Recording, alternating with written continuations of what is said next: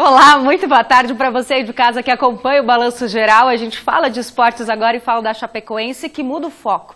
Deixa o Campeonato Brasileiro um pouquinho de lado para virar para a Copa do Brasil, porque recebe o Atlético Mineiro amanhã, um jogo importantíssimo que decide o futuro da Chapecoense na competição. Mas claro que a Chape ainda olha para o jogo de domingo, a vitória sobre o Flamengo, para buscar um incentivo a mais para a partida de amanhã. De 7 jogos sem vencer para 5 jogos sem perder. Essa é a mudança causada pelo jogo de domingo. Uma vitória que tirou a Chape do Z4 e mudou muito o clima por aqui. Você vê como as coisas mudam assim da água para o vinho, né? Era um jogo, como eu falei, um jogo muito importante. A gente no vestiário antes de entrar, eu até inclusive falei, alguns outros atletas também falaram que a gente não poderia deixar um jogo como esse passar, que seria um jogo diferente e um dia diferente para nós, né? Porque se a gente perde ou pelo menos empata dentro de casa, estaria tudo errado como já estavam falando que estava, né? E graças a Deus conseguimos ganhar. Mas mais do que o alívio por sair da zona do rebaixamento, a primeira vitória da Chapecoense no Campeonato Brasileiro também reflete lá na frente, em outra competição. Vem aí a Copa do Brasil, a galinha dos ovos de ouro dos clubes brasileiros. Se passar as quartas, a Chape fatura 3 milhões de reais. Para isso, precisa vencer o Atlético Mineiro. O atacante Leandro Pereira não pode jogar, porque já defendeu o Sport na competição. Mesmo de fora, espera contribuir com o grupo. Como o Wellington fez ontem, que é o nosso capitão, foi lá no vestiário, nos apoiou, os meninos que acabam não podendo participar, não indo para o jogo também vão. É um grupo bastante unido, é um grupo que todo mundo se gosta. Eu espero que nesse jogo aí eu também possa contribuir de alguma forma, de repente com uma palavra. Mas ele pode e quer contribuir muito pelo brasileiro. No primeiro jogo como titular, deixou a marca, o gol da vitória. A primeira da Chape no campeonato. O primeiro gol de Leandro nessa volta à Chape. Foi um gol muito especial para mim, né? Realmente, se tratando da minha volta, minha estreia como titular, né? Nessa volta e de um jogo tão complicado como era, e tão importante como era também, foi algo muito especial, né? Mas a gente sempre trabalha e se prepara para a gente fazer o melhor, né? E graças a Deus, individualmente falando, eu pude contribuir ali num jogo sofrido nos últimos minutos, né? E agora eu acho que é manter esse foco, manter essa tranquilidade para que a gente possa ter uma sequência boa no decorrer do campeonato.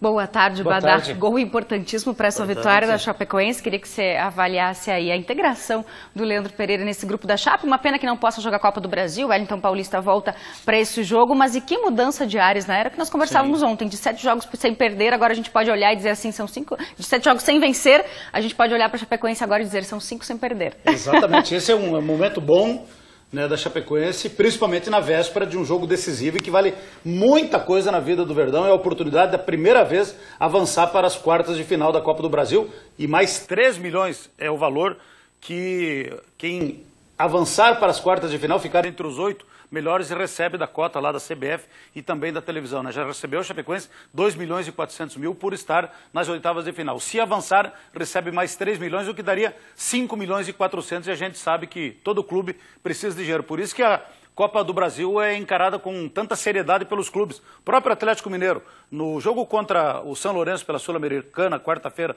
semana passada, havia perdido lá na Argentina por 1-0, colocou um time totalmente de reservas. Às vezes até o terceiro reserva para jogar lá em Belo Horizonte, acabou empatando em 0-0, foi eliminado.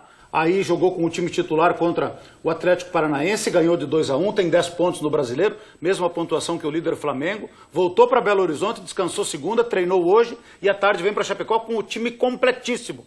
Todos os jogadores à disposição do técnico Matheus Largue. Então, vem com tudo o Atlético para tentar a classificação aqui em Chapecó. Então é jogão de bola, é tipo de jogo que o torcedor gosta.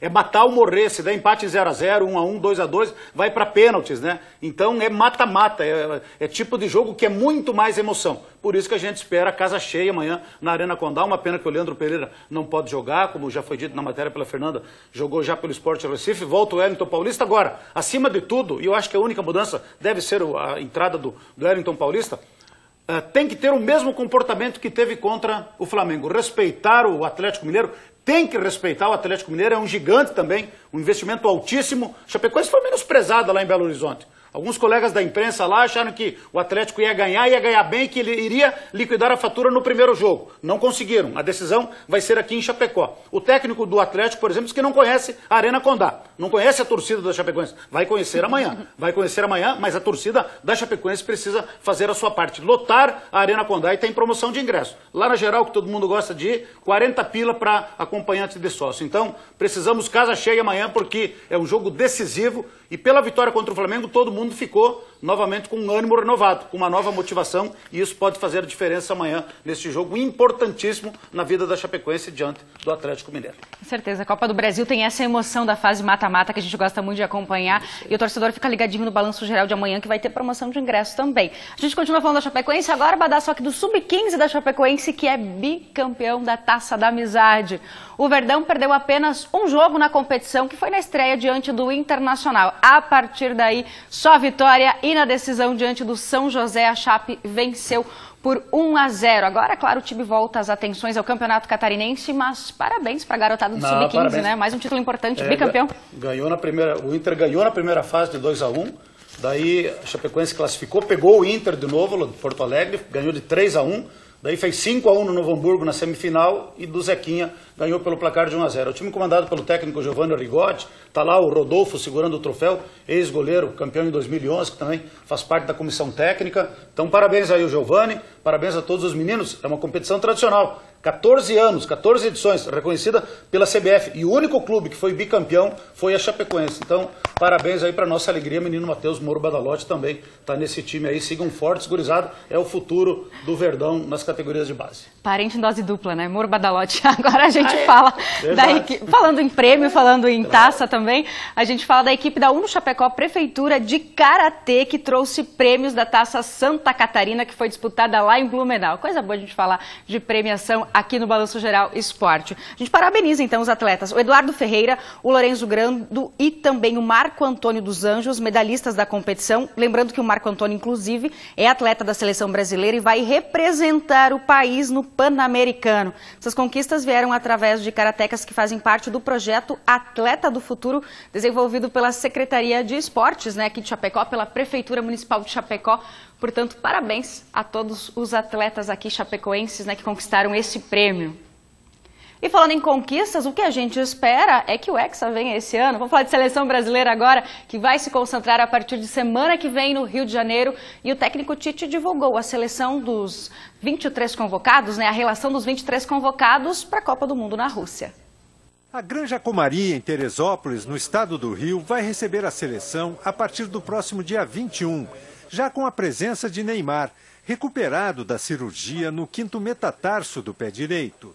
A lista tão esperada dos jogadores que vão defender o Brasil na Rússia tem os goleiros Alisson da Roma, Ederson do Manchester City, Cássio do Corinthians, os laterais Danilo do Manchester City, Fagner do Corinthians, Marcelo do Real Madrid, Felipe Luiz do Atlético de Madrid, os zagueiros Thiago Silva do PSG, Marquinhos também do PSG, Jeromel do Grêmio e Miranda da Inter de Milão. Os meio-campistas, Casimiro do Real Madrid, Fernandinho do Manchester City, Fred do Shakhtar Donetsk, Paulinho do Barcelona, Felipe Coutinho também do Barcelona, Renato Augusto do Beijing, William do Chelsea. E os atacantes Firmino do Liverpool, Douglas Costa da Juventus, Tyson do Shakhtar Donetsk, Gabriel Jesus do Manchester City e Neymar do PSG. A seleção terá 27 dias de preparação até a estreia contra a Suíça. Tempo para garantir aos jogadores condicionamento físico ideal e aprimoramento técnico. 15 dos 23 jogadores chamados para defender a seleção na Rússia estavam na primeira convocação feita por Tite, em agosto de 2016. O Brasil é um dos favoritos, sim, pelo futebol que tem apresentado, pela consistência de equipe que tem apresentado. É uma equipe que ela é agressiva, que faz gols. E hoje tem Libertadores da América. O Grêmio joga às 9h30 da noite contra o Monagas, lá na Venezuela. O jogo vai ser no Monumental de Maturim. E o time deve ser misto, justamente para preservar alguns jogadores. Mas ontem à tarde, antes do último treino, o clima era de expectativa. Afinal, quem estaria na lista de Tite para a seleção brasileira? Dos 4 candidatos, Jeromel, Marcelo Groy, Arthur e Luan, somente o zagueiro Jeromel foi escolhido e, claro, teve muita festa por lá na convocação. Vamos ver. A equipe tricolor está na Venezuela para o jogo contra o Monagas pela Libertadores. Mas no meio da tarde, uma parada para a hora mais importante na vida de todo jogador de futebol. Tite anunciava os jogadores para a Copa do Mundo de 2018. Ouvido atento e olhos fixados no professor. Muita concentração. E ali no meio dos jogadores do Grêmio, alguém que demonstrava um pouco mais de tensão. E não era para menos. Logo saiu o nome dele. Sorriso no rosto, festa dos companheiros de equipe, emoção. Só agradecer todo mundo aí, sem vocês aí, acho que esse momento não ia ser possível. A entrega de cada um, cada momento, cada situação que a gente já passou junto. Vocês aí foram fundamentais nessa convocação, fazem parte. E eu vou ser eternamente grato por vocês terem proporcionado isso daí.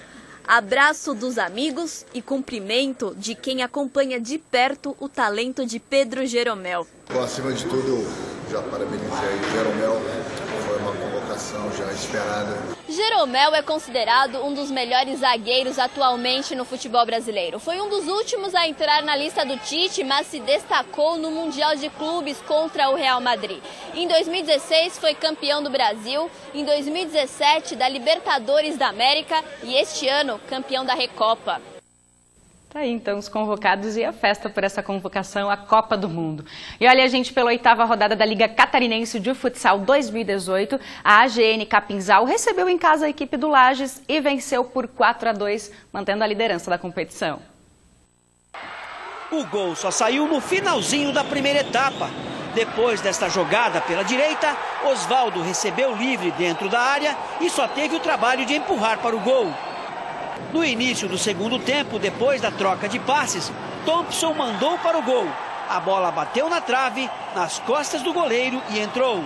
2-0 a AGN. Na cobrança de falta, Dudu descontou para a equipe de Lages. 2-1. Mas a noite mesmo era dos donos da casa. Nesta jogada, outra vez Thompson. Ele roubou a bola e mandou este voleio para o gol. 3-1 a AGN. O time de Lages ainda perdeu um pênalti. Gui cobrou e o goleiro Jean defendeu. Na sequência, neste contra-ataque, David recebeu na frente, passou pelo goleiro e ampliou para a AGN. 4-1. A equipe de Lages ainda fez mais um com Leonardo, mas ficou nisso. Final.